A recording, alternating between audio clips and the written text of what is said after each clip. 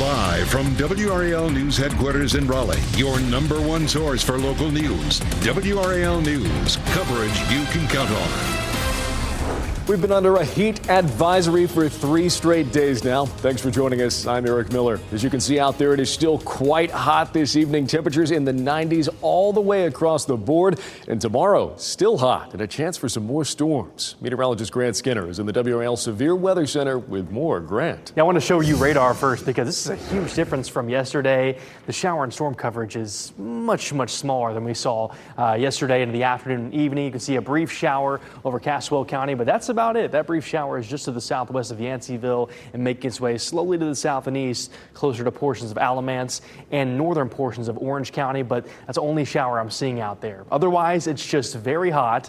But despite the heat, people are trying to get out and about. You see Pinehurst, you can see plenty of golfers out there still enjoying their day despite the heat index values pushing over 100 degrees across the area. Roxborough's not showing up here, but Fayetteville at 106 still, Clinton at 109, Southern Pines at 106, Raleigh at 104, 102 at Rocky Mount. That heat advisory continues all the way through 8 p.m. this evening. This includes the entire area. Peak heat index 108 to 109 this afternoon, and it will stay hot through much of this evening. So make sure to still drink plenty of water, take breaks in the AC when possible. Now, shifting gears into Monday, we have more heat advisory in place. It does not include the entire area, but closer to the Sandhills, we still have heat advisories in place. Peak heat index probably around 105, but I left in around 106 to 107 possible, especially closer to the coastline as we head into Monday. And we're watching this front to our north to bring more showers and storms on Monday. I'll break down the timing of those storms coming up.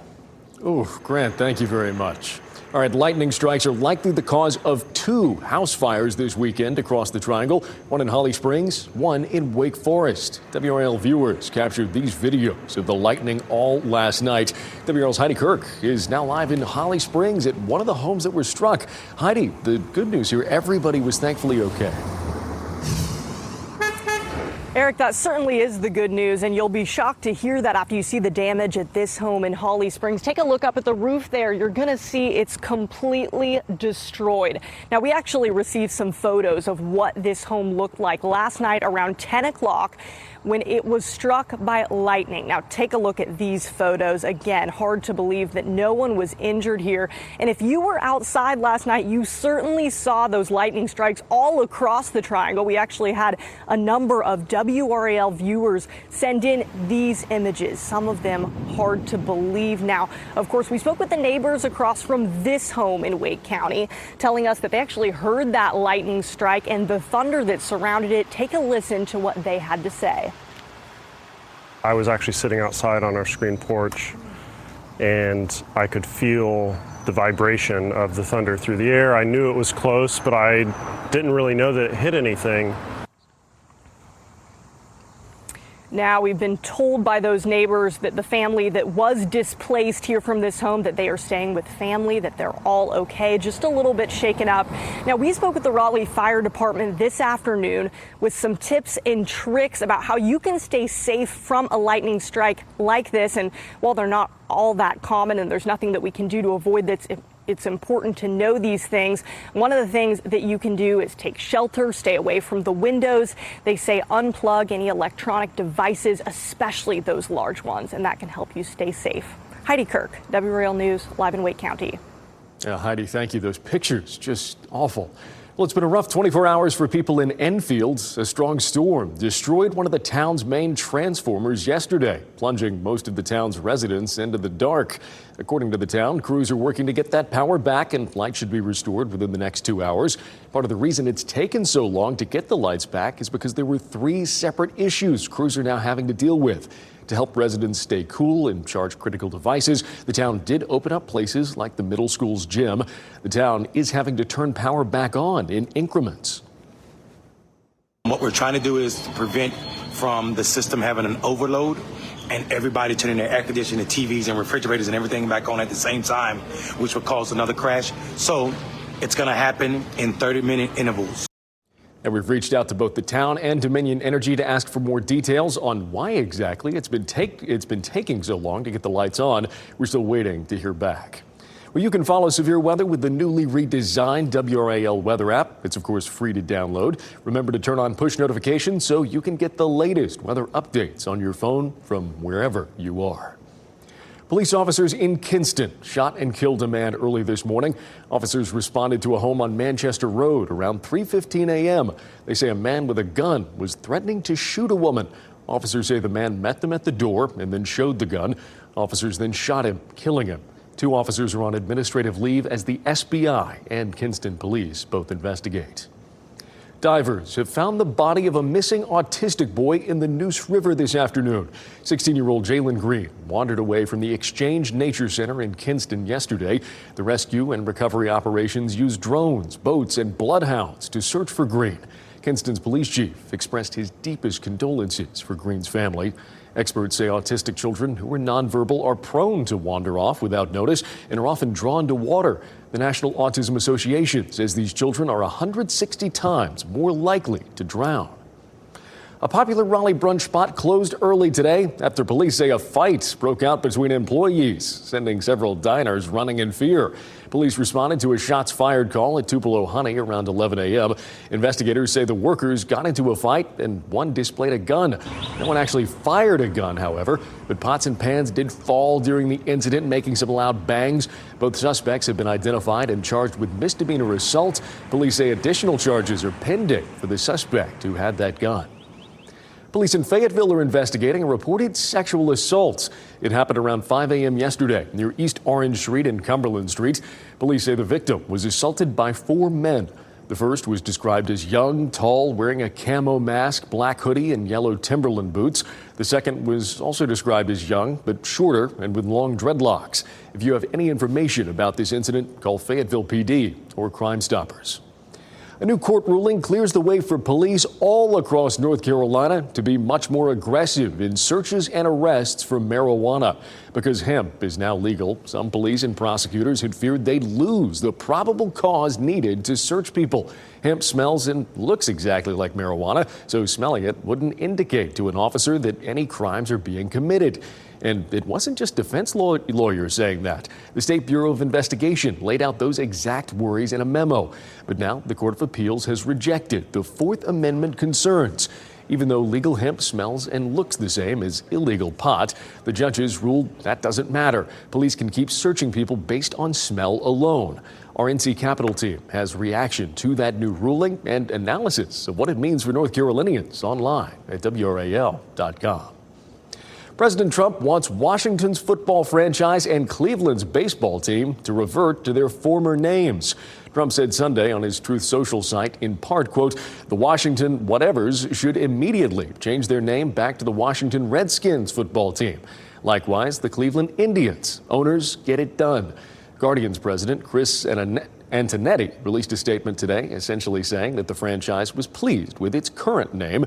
We're reaching out to our state's congressional delegation for their response to the latest Trump demand. Well, rebuilding a beloved swim club in Durham hit hard by flooding. It was like Chantal just stayed and poured everything she had into our pool and onto our club. Just ahead, the work that needs to be done and who's stepping up to help. Plus, discount back-to-school shopping. How a huge event in Raleigh is helping parents keep more of their cash as they buy clothes and supplies. And if you see breaking news, have a story tip, or shoot video or pictures of our weather or any other breaking stories, please report it to us. Go to WRAL.com/report it to send your video, pictures, or a tip right to our news team. We'll be right back. For a Durham community, Chantal caused more unimaginable damage than Hurricane Fran, a Category 3 storm, did nearly 30 years ago. The beloved Eno Valley Swim and Racket Club is trying to rebuild as buildings on the property have been stripped to the frame, fencing completely gone, and electrical work is just the beginning of the work ahead. WRAL's Laura Levine shares how many are stepping in to help. The Eno Valley Swim Club has been a part of this Durham community since the late 60s. We're talking generations of families that have called this place home. Chantal not only brought devastating flooding and damage here, but also some really high waters, as high as this high dive. We're talking 10 feet tall. Here's a better look at the aftermath from Sky 5. You can see the entire club completely underwater. When we first came out here after the flood had happened, we didn't know if we were going to be able to come back. I mean, it was that severe. Board leadership says Chantal was unprecedented, resulting in more damage than Hurricane Fran in 1996. We've got to put a new fence in, which we've never had to do before. We've got to get new pumps for the swim system. We've got to redo all the electrical. The past 10 days have been hot. We've had a lot of people that have worked hard. There was mud everywhere. People have been shoveling. People have been going inside the pool, shoveling buckets of mud out, power washing. This weekend was no different. Hey, wait, stop. During intense heat advisories, dozens of volunteers, club members, and even swimmers are getting their hands dirty. I was thinking like the pool's gonna be down for the rest of the season. Like, it was pretty devastating for me because this is basically where I live throughout the summer. The season now looks very different for coaches like Sydney Bassett and Ava Radford and roughly 450 more other families here. Yeah, we've cleaned a lot of mud. The bathrooms were really difficult because, you know, the showers, we had to take all the mats out. We've done just a lot of, like, wiping down everything. Yet they tell me trading the goggles for tools is worth it if it means one step closer to getting the doors and pool back open. It's been sad, but I also feel like it's brought the Eno family closer together. It's almost a legacy club in some ways. And I've met so many people who say, yeah, I remember going to birthday parties there. I remember going to swim parties there. I remember going to swim meets there when I was a child. With plans to create more memories here and a long road to recovery ahead, they are still hopeful. It's taking some time, but I do see the light at the end of the tunnel. Laura Levine, WRAL News in Durham. Yeah, always a rainbow after that rain. Eno Valley Swim and Racket Club is a nonprofit with the financial burden of this storm falling completely on the organization. To learn more on how you can help, visit a link to this story on WRAL.com. Well, within the last hour, this year's Kids Exchange consignment sale wrapped up at the State Fairgrounds. All week, shoppers have been able to purchase clothes, toys, baby items, furniture, and a whole lot more, all at about 25% of normal retail price. Today, everything was half price, giving even more of a deal on these lightly worn and used items. Co-founder and owner of Kids Exchange, Amy Winstead, said these events are extremely important for back-to-school shopping, especially with the prices on goods rising due to tariffs. When prices are really high in other areas of life, this becomes a necessity. So instead of fun finding the bargains, we're seeing people that have to shop really smart, because when you go to the grocery store, when you go to retail stores, prices are so high. Amy also says all items not purchased are being donated to those in need. If you missed this year's sale, you can join the Kids Exchange email list on their website to make sure you get notified as soon as next year's schedule is posted. Well, turning to our forecast today, Grant, I know today was National Ice Cream Day, and man, you needed a cone out there. It was a hot one. Yeah, it was a very hot one out there. The ice cream was definitely a necessity for everyone across the area. We had a heat advisory in place for the entire area, including areas of the coastline as well. We'll see more heat advisories on Monday, so watch for more heat tomorrow. Storm chances will stick around as well. Better chances for storms tomorrow, especially by the late afternoon into the evening, and it will be a bit cooler once those storms exit. A cold front will push through, and that'll bring a better chance for showers and storms, but then finally some cooler air. RDU looking nice out there. Just a few clouds in the sky. No issues travel-wise. Those rain chances have stayed pretty limited across the triangle and down to the sandhills and even the coastline as well, staying pretty quiet through today. Look at the coast. Carolina Beach looks beautiful right now. Great place to be on this hot day. 97 in Fayetteville. Goldsboro's at 92. 93 in Raleigh. South Hill is at 91 still this evening. So it's still quite hot out there. The heat advisory continues through 8 o'clock this evening. Peak heat index this afternoon was up to around 108, 109 for some spots. And so as this heat continues, continue to drink plenty of water, take breaks in the AC whenever you possibly can. Those rain chances stay pretty limited through tonight, around a 20% rain chance. By 4 a.m. tomorrow morning, we could see some brief showers. It'll continue through around mid-morning. And this will be an overwhelming rain chance to start the day, but just some brief showers are possible. And then as we turn the page to tomorrow, we'll start warm and muggy, around 80 degrees to start the day, and more chances for showers and storms by the afternoon. afternoon and more heat as well. Heat advisory in place for the southern half of our area down towards the Sandhills. Peak heat index around 105 to 107. That's from 11 a.m. through 8 p.m. tomorrow. So the northern half not under a heat advisory. Still going to be hot though. 94 Raleigh, 89 Roxborough, 98 Fayetteville, 95 in Clinton. Just continue to practice heat safety, even if you're not under a heat advisory for Monday. Next weather maker is this front. As it moves south and west, it'll bring a better chance for showers and storms. Most of those will come on Monday. Some could linger into Tuesday in our southern spots, but I think the majority of them will be on Monday. Here's Futurecast for the rest of the night. See, pretty quiet. Some brief showers are possible, but most places stay dry. Here's 7 a.m. tomorrow morning. I mentioned those brief showers. They are there, popping up on Futurecast. Most stay dry, but again, some brief showers are possible. Then by the late afternoon and into the evening, you see those scattered showers and storms popping up as that front moves south and west, and that will continue through the evening. This is 8 o'clock, more scattered storms, and those will continue through around 11 o'clock midnight tomorrow. So a better chance for showers and storms than today, but probably not as many storms as we saw on Saturday, and the risk will be lower overall. The flood risk is a level 1 of 4 risk, so it's just some localized flooding possible, and the severe risk is a level 1 of 5. So we could see some damaging wind gusts for a few spots, but that risk is going to be lower than what we saw on Saturday. So again, more storms expected tomorrow. Scattered showers and storms, high of 94 degrees. Some places under a heat advisory, some places not. Then after that front passes, look at the cool down. Mid to upper 80s finally. Looking forward to some cooler temperatures and also some drier conditions. Those rain chances drop off for Wednesday and Thursday. It'll be nice. Oof, Grant, thank you very much. All right, going from a comeback from those cool temperatures to, Pat, a different kind of comeback we're talking about tonight. Yeah, Nyheim Hines, local guy, played at NC State and Garner. He's defied the odds everywhere he's been. Now he's ready to make his comeback. The former NFL running back opens up on his road to recovery after a near tragic accident derailed his career. And now here's Jeff Hogan with a look at what we're working on for tomorrow morning. Thanks. Chris Michaels will be along to track storm chances as they continue, and so does the heat. Ken Smith will have your traffic every 10 minutes. Plus, imposter scam warning. 5 on Your Side explains the new trick scam callers are using to try to get you to answer the phone. Join us tomorrow beginning at 4:30 a.m. Nyheim Hines has always had doubters. He defied the odds and built an NFL career only to have his prime robbed by a freak injury. Well, now he's ready to return for himself and for his mom. And it just says 2 is better than 1, for you will have good fortune. If 2 people are alone, they can warm themselves.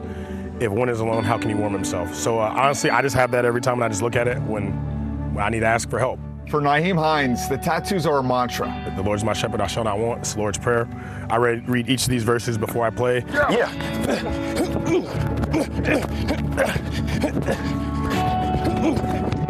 ACL. The scars are a reminder. LCL. Of everything he's lost. They actually look kind of good, though. And everything he's working to get back. I just can't be. All of my life, I've always been short. I've always been small. But I've always had the opportunity to go on the field and prove everybody wrong. In 2023, the former NC State and Garner High School star was set to play for the Buffalo Bills. He was coming off a year where he led the NFL with 2 kick returns for touchdowns. Then July 2nd happened. And happening right now in the WRAL Live Center, Buffalo Bills running back Nyheim Hines will miss the season after a knee injury. He was struck by a jet ski. I stopped. My friend was riding directly behind me, hit me going 25 miles an hour. Jet ski flies over my head. It's a whole scene. I'm thankful to be alive. In the collision, Nyheim tore his ACL and LCL. I shouldn't have been in that position for it to happen. I shouldn't have been on jet ski, even if I was riding it or not, just not being there. So that sucks that it happened like that, but everything happens for a reason. I swear I've been walking for like 45 minutes. He spent the last 2 seasons recovering. At times, the mental has been harder than the physical. I can sit here and say I don't see things on Twitter, but I do. I'm human. Like, if they mention me, I might see it, I might not see it. And I haven't had a chance to go out there and use my work to defend myself. 2:45 p.m., probably 95 degrees outside. Who else is here right now? Nobody. Nyheim spent last season with the Cleveland Browns on the non-football injury list. His mom's health issues have always put things in perspective. So the Friday of week 1 when we played Dallas, I actually got a call from my sister. My mom's oxygen levels are dropping. She might have to go on life support. Nyheim's mother, Nanette Miller, suffers from muscular dystrophy. Aspiration in her lungs led to pneumonia, requiring a ventilator. I didn't think my mom was going to make it. Not only did my mom wake up, She squeezed my hand at 7 that night. I probably sat in my mom's chest and cried that whole night. She squeezed my hand, and then about 11 o'clock that next morning, she could actually communicate with me. We had like the alphabet chart. She could point to what she wanted. Naheem has had workouts with 3 NFL teams. He knows a call could come any day. There's 6 guys on each roster, times 32. That's about 200 guys. I don't see there being 200 running backs who are better than me. So when the phone rings, he'll be ready. His mother wouldn't have it any other way. She can't move her arms as well. She hasn't walked in years, and she still wants to do things with her life. So who am I to let one injury stop me when I haven't had a real surgery like this before? And I'm excited just to see what I can do, because my mom is still here. I can still talk to her, and she has bought time for me to show what I can do and show her the player I will be. NFL training camps open this week. Naheem just 1 injury away, Eric. Yeah, Pat, wild. Hopefully he can finish making that comeback here. Thank you very much. And thank you for joining us here tonight at 6 o'clock. NBC Nightly News is just ahead. Have a great evening, everybody.